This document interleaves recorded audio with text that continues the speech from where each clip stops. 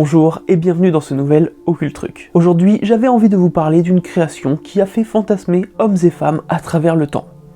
Le filtre d'amour. Bon, on va mettre au clair les choses immédiatement, les filtres d'amour efficaces, n'ont jamais pu être trouvés, et leur existence n'ont jamais pu être prouvée. Ah non, mais pas si vite, hein. C'est pas parce que ça n'existe pas qu'il n'y a pas des choses à dire dessus. Au cas où vous ne le sauriez pas, le principe d'un filtre d'amour est de faire en sorte qu'une personne tombe éperdument amoureuse d'une autre. Selon les descriptions, le filtre d'amour fait soit tomber amoureux d'une personne bien précise, soit de la première personne que l'on voit après avoir bu le filtre. Et la volonté de posséder une telle potion, elle ne date pas d'hier. Déjà dans l'Antiquité, on nous parle de filtre d'amour. L'un des exemples les plus connus est la demande d'un filtre d'amour par le dieu Glaucos à Circé. Celui-ci était amoureux de la nymphe Scylla, qui repoussait toutes ses avances. Désespéré, Glaucos alla voir la magicienne Circé pour lui demander de préparer un filtre d'amour.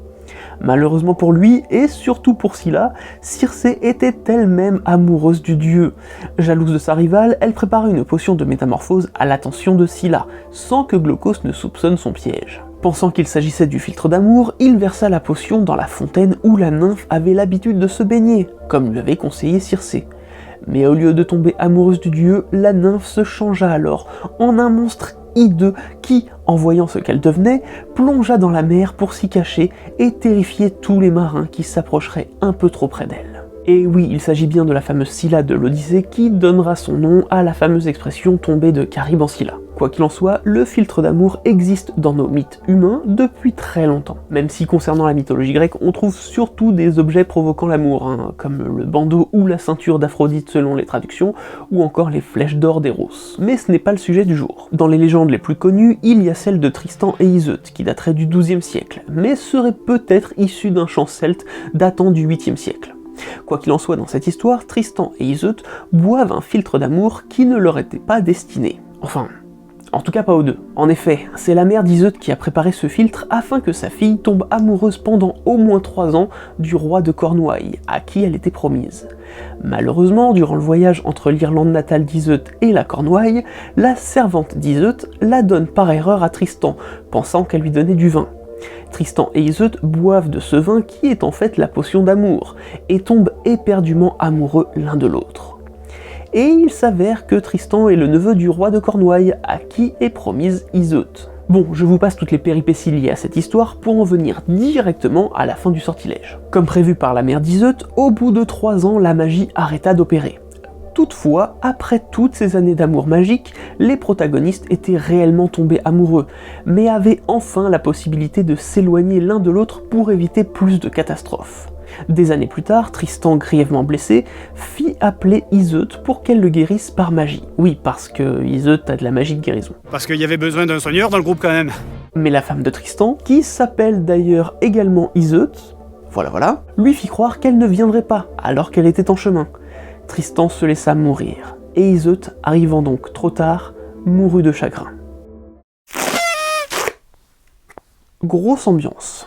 Bon, je ne vais pas passer tout l'épisode à vous raconter des histoires liées au filtre d'amour, mais déjà à travers ces 2 contes, on peut apercevoir qu'il y a 2 thèmes qui semblent particulièrement associés à cette potion. Déjà, le filtre d'amour est lié à la magie. Ce n'est donc pas un véritable amour qui en résulte, mais plutôt une manipulation par enchantement. De plus, il semble que les effets se dissipent au bout d'un moment.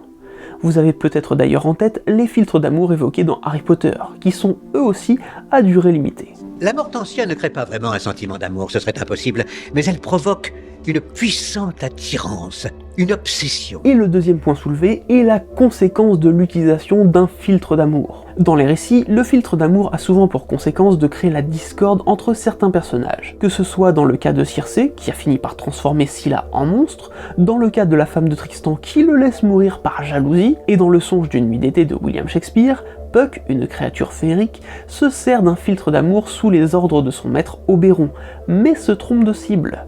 Ce qui a pour conséquence de créer la discorde dans un groupe de personnages, mais également de créer des quiproquos comiques à la pièce. Bref, il semble que le filtre d'amour est comme revers de la médaille des effets non désirés. Cette croyance envers une telle potion a eu pour conséquence de créer de la demande auprès de chamans, sorcières ou encore alchimistes, voire plus simplement à des charlatans, en fonction des époques et des lieux. Oui, vous avez tous déjà trouvé ce papier à l'orthographe approximative, soit sur votre pare-brise ou dans votre boîte aux lettres, promettant l'accès à un filtre d'amour. Mais en général, les potions fournies, quand elles ne sont pas juste des énormes arnaques, comportent dans leur préparation des plantes qui ont pour particularité d'être aphrodisiaques. Du moins, le croit-on. Mais si l'effet aphrodisiaque s'avérait fonctionner, en général, une nuit d'amour suffira à la personne qui a commandé ce filtre. Des plantes comme le ginseng, la jusquiame noire, la valériane officinale, la belladone, la mandragore ou encore le céleri seraient entrées dans la composition de filtres d'amour à travers les âges.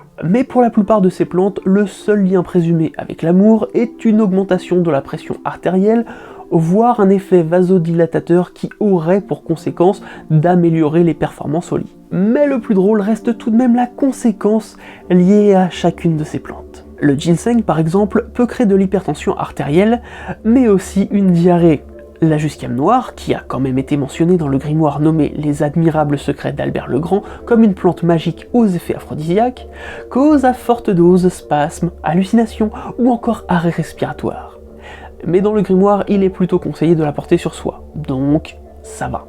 La valériane officinale a été liée à la magie blanche, offrant l'amour de celui ou celle qui la consomme. Mais dans les faits, elle crée surtout des somnolences. La belladone, qui est désignée comme mortelle pour l'humain depuis au moins le XIIIe siècle, verra sa popularité changer lors de la Renaissance. On croyait par exemple qu'une goutte dans les yeux pouvait créer un regard qui suscitait les convoitises de la gente masculine. Dans les faits, ça dilatait les pupilles, créant ce que l'on appelle des yeux de biche. L'effet est en cours, ces dames en remettaient régulièrement dans les yeux, les rendant peut-être un peu plus désirables, mais surtout aveugles au bout d'un certain temps. Dans cette même période, il semble que la belladone ait été souvent utilisée à mauvais escient. Pour rendre une femme un peu folâtre, pensant être la plus belle du monde, il faut lui faire boire une drachme de belladone, eau distillée de la plante. Si on la veut faire plus folle, il lui faudra bailler 2 drachmes. Mais qui la voudra faire demeurer folle toute sa vie, il lui convient bailler à boire 3 drachmes et non plus, car si on baillait 4, on la ferait mourir. La mandragore, citée dans de nombreuses histoires comme une plante magique, a surtout pour effet de créer des hallucinations et bien préparée peut même provoquer la mort. Enfin, le céleri, qui est connu pour avoir d'énormes vertus médicinales, est vu comme une plante aphrodisiaque, mais malheureusement aucune étude n'a pu prouver un tel effet. On pense que la plante et son histoire offrent un effet placebo à celles et ceux qui ont déjà entendu parler de son pseudo-effet. Pour commencer, le nom de céleri est allié à la déesse Sélénée. Cette déesse est particulièrement connue pour son histoire d'amour avec un mortel. Déjà, ça commence mal. Mais en France, le succès du céleri dans les relations amoureuses serait surtout dû à une phrase que l'on accorde à Madame de Pompadour, la favorite du roi Louis XV en son temps, qui aurait dit « Si la femme savait ce que le céleri fait à l'homme, elle irait en chercher de Paris à Rome. » Ça rime en plus. Et pour tout ce que l'on vient de citer, rien ne prouve l'effet aphrodisiaque. D'après le professeur Jacques Guézy, l'impression que cela fonctionne ne résulterait que d'un effet placebo. Et si vous voulez savoir quels aphrodisiaques fonctionnent vraiment, je ne peux que vous conseiller l'excellente vidéo de Julien Méniel de la chaîne Dans ton corps sur le sujet. Bref, vous l'aurez compris, le filtre d'amour est de l'ordre du fictionnel. Il n'y a malheureusement pas de recette miracle pour faire naître un amour véritable chez quelqu'un. Et puis l'amour, ça dépend aussi de la définition que chacun s'en fait. Que ce soit un amour monogame, un polyamour, un amour à distance, un amour platonique ou même un amour de soi, il est important que vous vous sentiez bien dans cette relation. Et surtout que toutes les parties concernées soient en accord avec vous. C'est le principe du consentement, hein. Ça on note, un consentement, parce que dans tous les cas de figure, c'est important. J'espère en tout cas que cette vidéo vous a plu. Si c'est le cas, n'hésitez pas à la partager, ça ne répandra qu'un peu plus d'amour, et dites-nous en commentaire à quelle fiction vous fait penser le filtre d'amour. Et si ce n'est pas encore le cas, n'hésitez pas à nous rejoindre sur les réseaux sociaux. Et comme d'habitude, je vous dis à très vite pour un nouveau moment de culture.